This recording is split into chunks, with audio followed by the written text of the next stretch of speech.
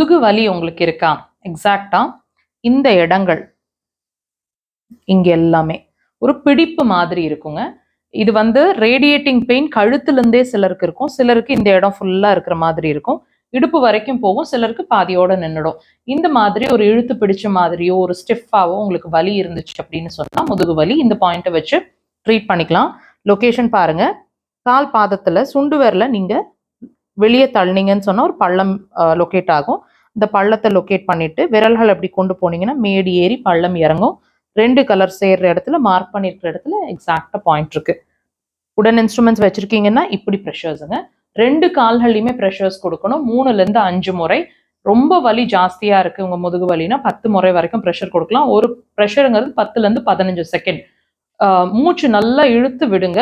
3 தடவையாவது கண்டினியூஸா மினிமம் கொடுக்கணும். ஃபர்ஸ்ட் டைம்லயே ரிசல்ட் தெரியும். தேவைப்பட்ட அதுக்கு மேலே கண்டினியூ பண்ணுங்க.